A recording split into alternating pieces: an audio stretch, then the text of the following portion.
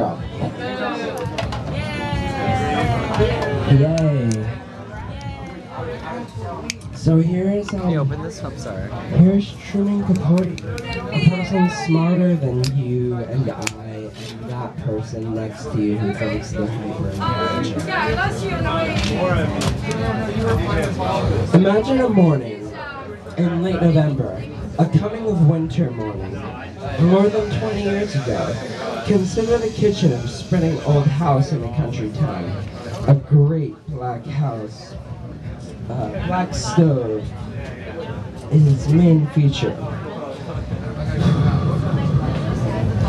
But there's also a big round table and a fireplace with 2 rocking chairs placed in front of it.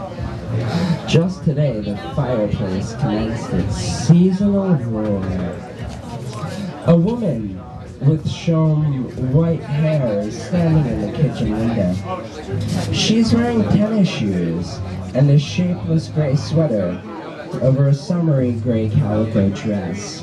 She is small and sprightly, like a bantam hen, but due to long, youthful illness, her shoulders are pitifully hunched. Her face is remarkable, not unlike Lincoln's, craggy like that, and tinted by the sun and gold. But it's delicate, too fine, finely veined, and her eyes are sherry-colored and tinted. Deeper. "Oh my!" she exclaims, her breath smoking into her window pane. "It's fruitcake weather." So I know you're really fucking interested in how you're talking about Starbucks at this point, but it's fucking fruitcake weather, so you should shut the fuck up and listen, because this is Truman Capote, and he is smarter than your narcissistic asses. So, it's fruitcake weather. Deeper! So shut the fuck up, you two. It's fruitcake weather. The person to whom she's speaking is myself. I'm 7 and she is 60-something. We're cousins, very distant ones, and we've lived together. Well, as long as I can remember. Other people inhabit the house, relatives, and though they have power over us, and frequently make us cry, we're not, on the whole, too much aware of them. We are each other's best friend. She calls me Buddy, in memory of a boy whom she was formerly her best friend.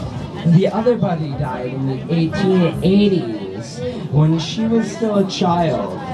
She is still a child.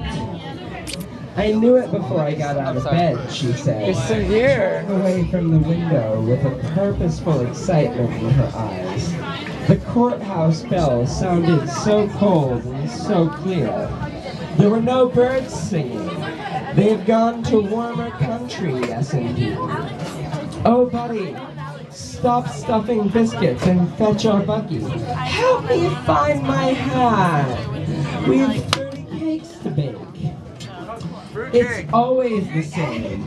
A morning in November arrives, and my friend, as though officially inaugurating the Christmas time of year that exhilarates her imagination and fuels the days of her heart, announces, "It's fruitcake weather! Fruitcake weather! Fetch our buggy!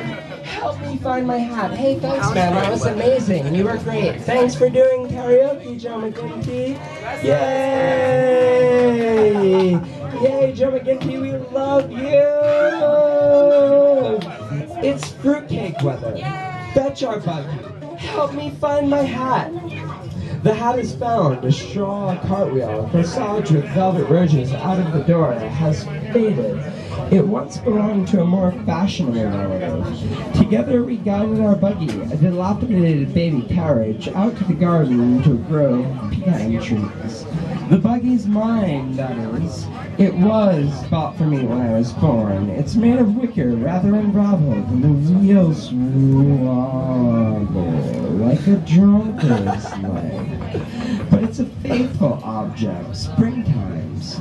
We take its woods and fill it with paraphernalia and sugarcane, fishing poles, and roll it down to the edge of the creek. It has its winter uses, too.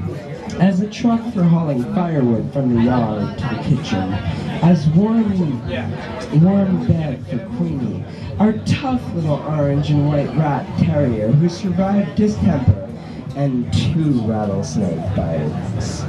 Queenie is trotting beside it now. 3 hours later, we're back in the kitchen, hauling a leaping buggy load of windfall pecans. Our backs hurt from gathering them. How hard they were to find, the main crop having been shaken from the trees and sold by the orchard's owners, who are not us. Among the concealing leaves and frosted, deceiving grass,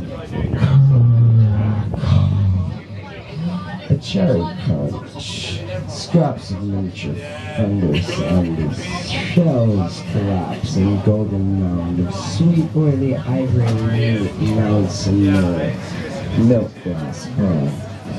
Queenie begs to taste, and now and again my friend sneaks her mite, though insisting we deprive ourselves.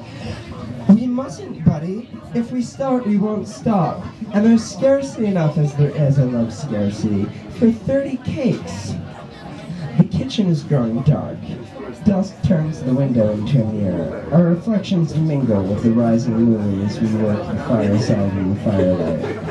At last, when the moon is quite high, we toss the final hoe into the fire and, with joying sighs, watch it catch flame. The buggy is empty. The bowl is brimful. We eat our supper, cold biscuits, bacon, blackberry jam, and discuss tomorrow. Tomorrow, the kind of work I like best begins.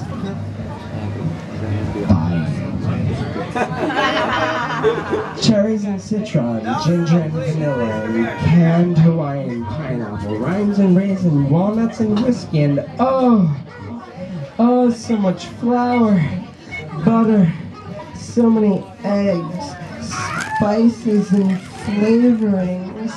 Why? We'll need a pony to pull the buggy home. But the buggy these purchases can be made. There is a question of money. Neither of us has any, except for skinflint sums persons in-house occasionally provide. A dime is considered very big money.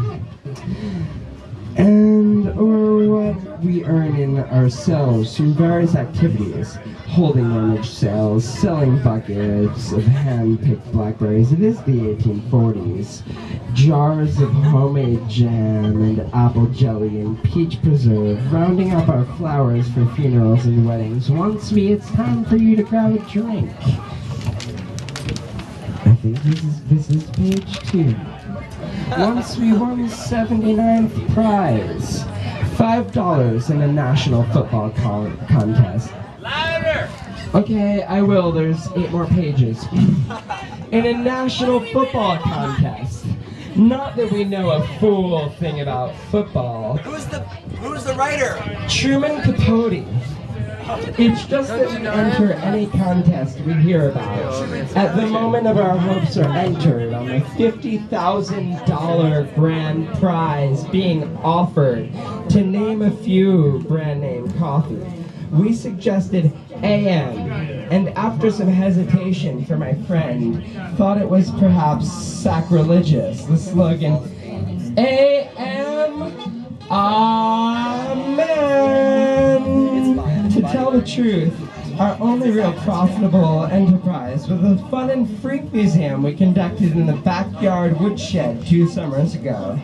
The fun was a stereopticon with slide views of Washington and New York! And run us by a relative that had been to those places. Who's been to New York? She was furious when she discovered why we borrowed it. The freak was a free 3-eyed Betty chicken hatched by one of our hens. Everybody hereabouts wanted to see that Betty. We charged grown-ups a nickel, kids 2 cents. and took in good $20 in the museum, shut down due to